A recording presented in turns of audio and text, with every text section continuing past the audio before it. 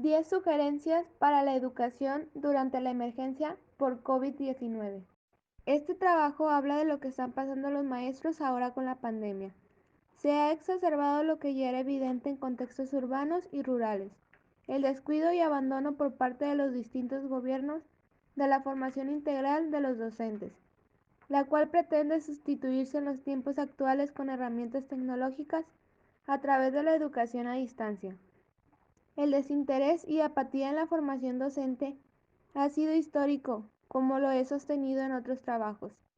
El ser docente no se centra en aquellos que adquieren las habilidades digitales y las herramientas tecnológicas para promover aprendizajes significativos, sino quienes se apropian de su contexto, lo comprenden, comunican, intercambian y socializan con las niñas, niños, adolescentes y jóvenes fuera de la escuela.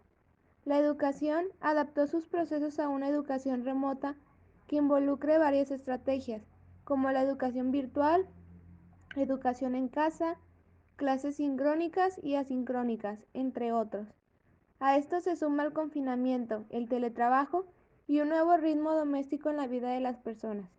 Este nuevo escenario, además de desafiarnos a pensar en otra educación posible, nos urge a responder de forma emergente para garantizar los procesos educativos en estos tiempos de emergencia. Las escuelas de México quedaron vacías desde el 23 de marzo, una situación extraordinaria que nos ha mostrado diferentes realidades vinculadas con la desigualdad en nuestro país que nos produce grandes desafíos, pero también nos ofrece oportunidades para actuar de manera conjunta con iniciativa de participación. A continuación, se presentarán 10 sugerencias con la finalidad de que se preserve el derecho a la educación de los niños, niñas y adolescentes, así como contribuir con las acciones de las autoridades educativas y el cuidado de la salud y bienestar integral. Entre los puntos se observan datos y brechas que revelan los verdaderos desafíos para garantizar que la experiencia de educación a distancia en línea sea buena para la población estudiantil. Sugerencia 1. Atender con prioridad a quienes no tienen acceso a TIC o a servicios de telecomunicación o radiodifusión en el hogar.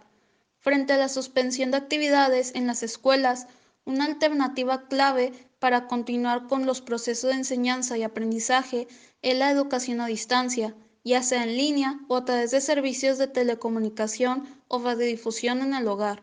No obstante, en el contexto de la emergencia, la desigualdad en el acceso a una buena educación en línea compromete a las autoridades educativas a impulsar y fortalecer alternativas de educación a distancia, principalmente para las poblaciones y zonas de mayor marginación social y educativa.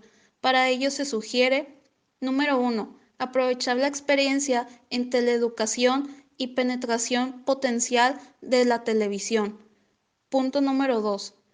Impulsar contenidos educativos por radiodifusión y fortalecer las radiodifusoras comunitarias. Punto número 3. Garantizar el acceso a materiales educativos físicos en el hogar. Sugerencia 2. Diversificar las alternativas de educación en línea según los dispositivos disponibles en diferentes contextos y sus condiciones de uso. El acceso a Internet entre la población es diverso y segmentado. Una mayoría accede mediante dispositivos móviles, particularmente a través de teléfonos. Es importante considerar que la telefonía celular puede ofrecer también posibilidades para la educación a distancia, que son distintas a las que brinda la educación en línea mediante una computadora y acceso a Internet residencial.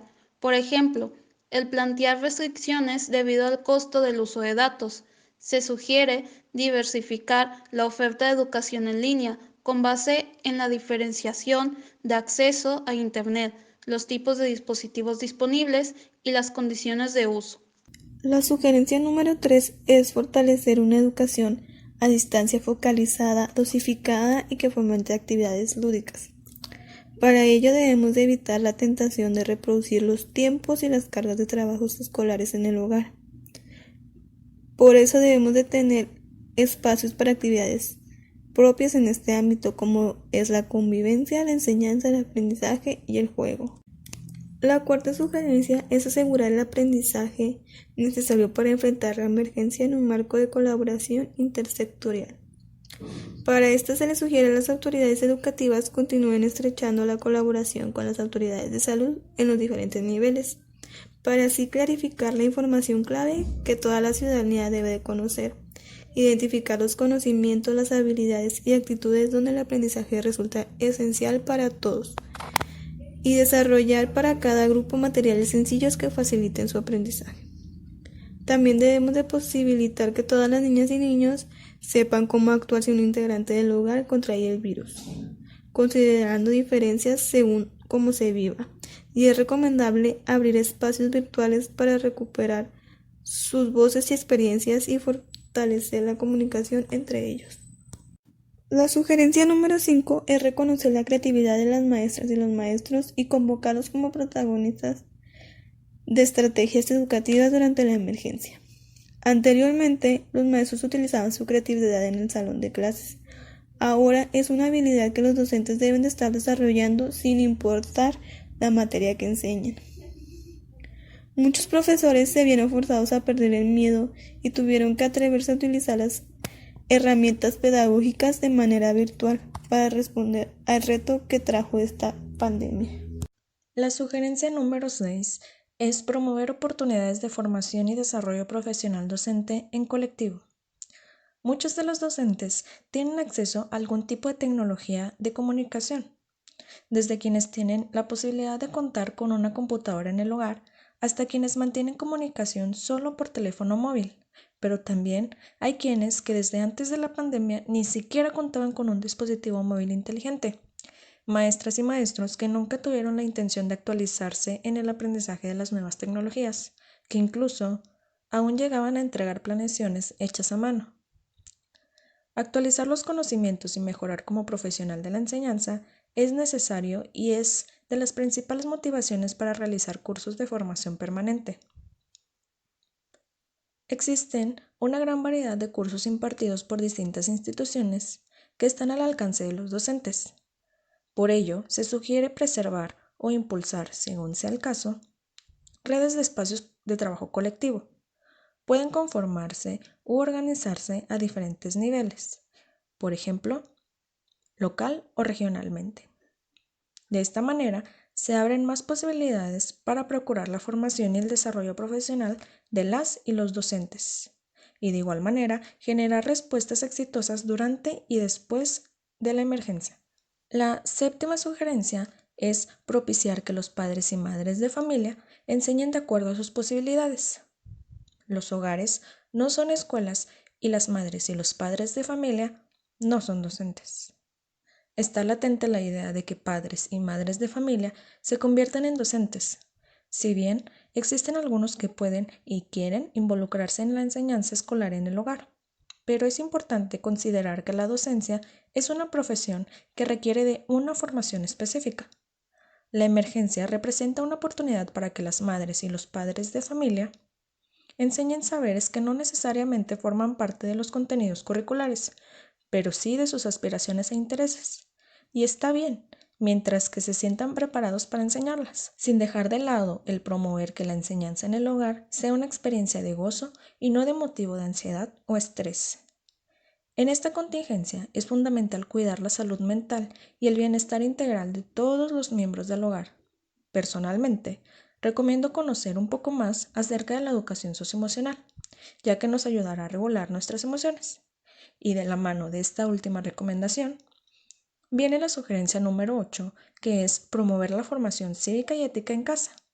Equidad, solidaridad, convivencia, juego y desarrollo socioemocional.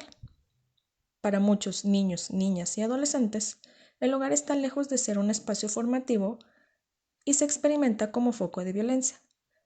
Es fundamental trabajar para que el confinamiento no se traduzca en un periodo de violencia familiar, sino al contrario, que se vea como una etapa de convivencia segura y pacífica. Esta convivencia en el hogar puede verse favorecida si se promueve que las tareas se distribuyan, si cada quien establece su rutina de actividades y, claro, si se mantiene la comunicación en el hogar y también con gente a distancia, a través de los medios posibles. La construcción y la práctica de una convivencia sana demanda el desarrollo y la puesta en práctica de habilidades socioemocionales como la empatía, la toma de decisiones responsables, la cooperación, resolución de conflictos, entre otras. Sugerencia número 9. Garantizar la seguridad alimentaria de niñas, niños y adolescentes. Es fundamental garantizar la seguridad alimentaria de quienes la tenían a partir de su asistencia a la escuela. Por ello, sugerimos que las autoridades educativas, en coordinación con la Secretaría de Bienestar, el Sistema Nacional de Desarrollo Integral de la Familia y el Sistema Integral de Protección de Niñas, Niños y Adolescentes, aprovechen la organización que ya existe en las escuelas de muchas comunidades para implementar una estrategia que identifique a aquellas niños, niñas, adolescentes y jóvenes que con la suspensión de las labores escolares quedaron en riesgo de no cubrir sus necesidades básicas de alimentación y les provea de alimentos en forma segura. Sugerencia 10. Prevenir el abandono escolar, especialmente en los grupos en condiciones de mayor vulnerabilidad. Al respecto, se propone que junto con las autoridades educativas desarrollemos acciones conjuntas para: número 1. Identificar las zonas, las localidades y los grupos en donde existe un riesgo mayor de que la asistencia a la escuela de niños y adolescentes se interrumpa temporal o definitivamente. Número 2.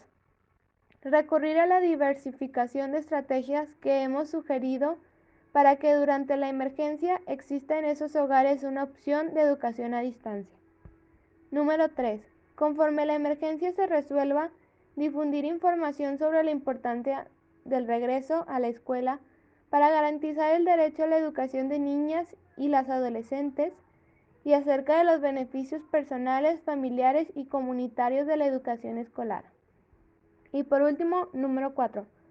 Promover que en la medida de lo posible y de forma segura, los líderes educativos comunitarios, las maestras y los maestros mantengan comunicación con los estudiantes que consideren en un mayor riesgo de desafiliación escolar durante y después de la emergencia.